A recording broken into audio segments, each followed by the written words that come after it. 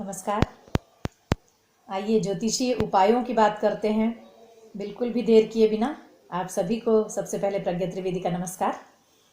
कुछ ज्योतिषीय उपाय मैंने पिछले वीडियो में बताए थे और आज कुछ और ज़्यादा बताने की कोशिश करूँगी। सबसे पहले एक बात बताना चाहूँगी कि ये सारे ज्योतिषीय उपाय आपको कुंडली दिखाकर करने की ज़रूरत नहीं है, बल्कि आप ऐसे ही कर सकते हैं। ये है ही इसलिए कि आपकी अगर कुंडली नहीं है या कुंडली आप नहीं दिखाना चाहते या अवेलेबल नहीं है कुंडली या मिलना संभव नहीं है ज्योतिषी से किसी, तो ऐसे में आपको कोई अगर इनमें से कोई परेशानी हो तो आप उसको कर सकते हैं।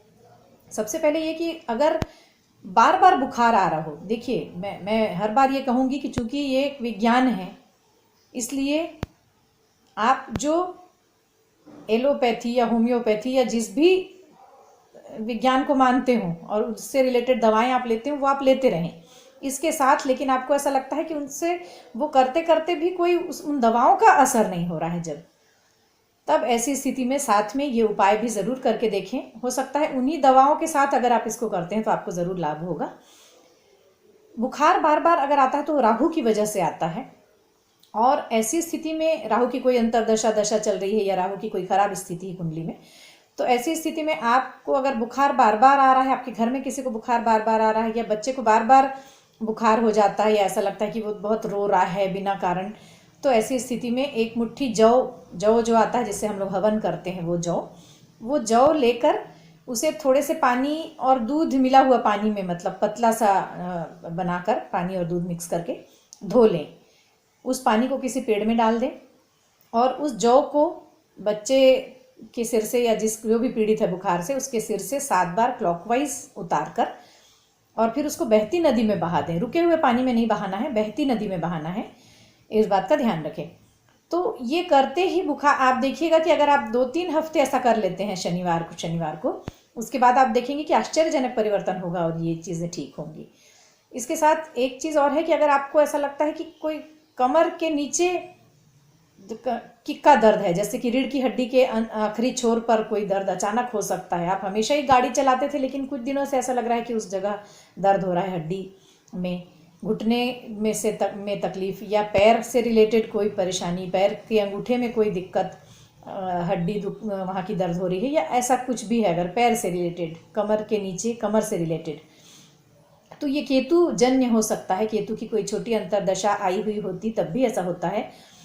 तो इसके लिए या कोई यूरिन वगैरह में इन्फेक्शन, ये सारी चीज़ें अगर दिख रही हैं तो इसके लिए आप अपने डॉक्टरी इलाज के अलावा एक चीज़ और कर सकते हैं जिसके कारण आपको बहुत तेज़ी से फ़ायदा होता हुआ दिखेगा, और वो है कि चांदी की एक टो रिंग, जैसा महिलाएं बिछिया पहनती हैं वैसे ही महिलाएं अंगूठे में वो बिछिया पहने, बनवा लें चाहे तो बिल्कुल प्लेन गोल, और उसको दोनों पैर के अंगूठे में पहन ले। आप देखेंगे कि बहुत तेज़ी से आपका कमर दर्द और कमर से रिलेटेड सारी परेशानी, रीढ़ की हड्डी की परेशानी, ये सारी दूर हो जाती।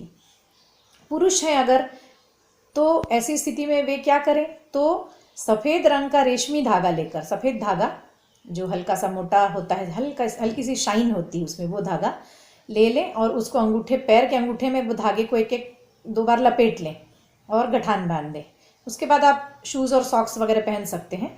ये बांधे रहें 43 डेज़ तक, शनिवार को बांधें किसी भी, और 43 डेज़ बांधे रहें। उसके बाद इसका लाभ देखें, क्योंकि ये केतु का उपाय है और केतु आपके कमर के नीचे के हिस्से और पैर और अंगूठे वगैरह को इफेक्ट करता है।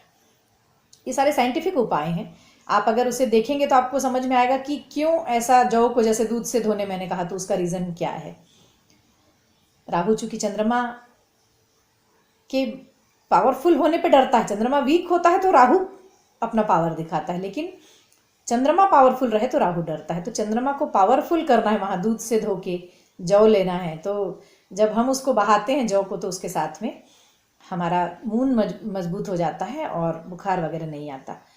इसके बाद अगर घर पे शुभ कार्य या मांगलिक कार्य नहीं हो रहे हैं, कई लोगों को बहुत इंतज़ार है कि शादियां नहीं हो रही, घर पे बच्चे हैं, बड़े हो रहे हैं, शादी नहीं हो रही है, तो घर की जो दहलीज होती है, घर का जो फ्रंट गेट के अंदर घुसते ही जो आपका दरवाज़ा है, जो आपके घर के अंदर घुसने वाला, उसमें दोनों ओर थोड़ी थोड़ी हल्दी लगाई जा सकती। सुबह हल्दी पानी में घोल लें और उसको पूजा करने से पहले, पूजा पाठ आपके जो नित्य कर्म होते हैं उसके बाद उसको आप पूजा करते समय थोड़ा थोड़ा सा दोनों दहलीज में दोनों ओर लगा दें तो आपके घर में बहुत जल्दी मांगलिक कार्य होते हैं। कुछ उपाय और बताऊंगी जो मंगल, जैसे कुछ लोग मांगलिक होते हैं और मांगलिक कई बार ऐसा होता है कि कुंडली मिलाने का रिवाज नहीं था किसी किसी के घर में, तो मांगलिक लोगों की शादी अगर गैर मांगलिक से हो गई तो कई लोग घबराते हैं कि अब क्या करें। हालांकि उस दोष का शमन अगर हो जा रहा है कुंडली के किसी और ग्रहों की वजह से, उसमें बहुत सारी चीज़ें हैं, वो उसको किसी दिन और बात करेंगे। लेकिन अगर आपको ये लगता है कि साथी मांगलिक नहीं है और मांगलिक है, आप मांगलिक हैं, या वो मांगलिक है आप नहीं हैं, ऐसी स्थिति में शादी हो गई है, अब बिल्कुल भी डरने की ज़रूरत नहीं है। आप अपने बेडरूम में थोड़ी सी सौंफ एक डब्बी में और मिश्री, ये दोनों मिलाकर रख लें। मिश्री और सौंफ, इसको आपको खाना नहीं है, हमेशा ये बंद रहेगा। कभी चींटी वगैरह हो जाती है तो साफ़ करें फिर रख लें, और इसको हमेशा अपने बेडरूम में बंद करके रखें एक डिबिया में। तो आप दोनों के बीच में अगर आपको ऐसा लगता है कि मंगल की वजह से कोई परेशानी आ रही तो वो नहीं आएगी। साथ ही एक काम और कर सकते हैं कि मेहमान जब आपके घर में आते हैं तो उन्हें सौंफ और मिश्री आप ज़रूर दें। कुछ भी खिलाएं पिलाएं, लेकिन सौंफ मिश्री आखिरी में ज़रूर दें। इससे भी आपके मंगल, जो मांगलिक दोष है, वो कम होता है। इसके बाद अगर बच्चे किसी कॉम्पिटिटिव एग्ज़ाम में के लिए तैयारी कर रहे हैं या कोई गवर्नमेंट जॉब या फिर सिविल सर्विसेज वगैरह के लिए कोशिश कर रहे हैं, तो इसके लिए एक अच्छा सा उपाय आपको बताती हूँ। इसके लिए ये करें कि चना, जो फूटा हुआ चना होता है ना, जो हम लोग हनुमान जी को चढ़ाते हैं, वो चना ले आएं। चना ले आएं, उसमें हालांकि थोड़ी सी हल्दी होती है, लेकिन अपनी ओर से हल्की सी हल्दी पानी में मिलाकर उसको, पानी, हल्दी और पानी हल्का सा छीटा उस पर, उस चने पे डाल दें, और फिर चना वो नरम पड़ जाएगा तो उसको फिर कढ़ाई में थोड़ा सा सेक लें। कढ़ाई में जब आप सेक लेंगे तो वो पानी उड़ जाएगा, लेकिन हल्दी उसमें लगी हुई रहेगी और हल्दी का बुरा स्वाद भी नहीं आएगा। तो इस तरह चने को बना लें हल्दी डालकर, और उसके बाद गुड़ थोड़ा सा ले लें, और ये गुड़ और हल्दी वाला चना हनुमान जी के मंदिर में जाकर चढ़ाएं। मंदिर के बाहर जो लोग हैं मांगने वाले जो हैं, उनको भी थोड़ा थोड़ा बांटें, और फिर आप खुद भी प्रसाद लें। और इसे हर गुरुवार को खाएं, या मंगलवार को जाते हैं तो मंगलवार को खाएं, रविवार को जा सकते हैं तो रविवार को जाएं और ये चढ़ाएं और खाएं। तो गुड़, हल्दी और चने का, ये तीनों का जो मिश्रण होता है, वो आपके उन तीन ग्रहों को मजबूत करता है, जो आपके इस कॉम्पिटिटिव एग्ज़ाम के लिए सहायता कर सकते हैं।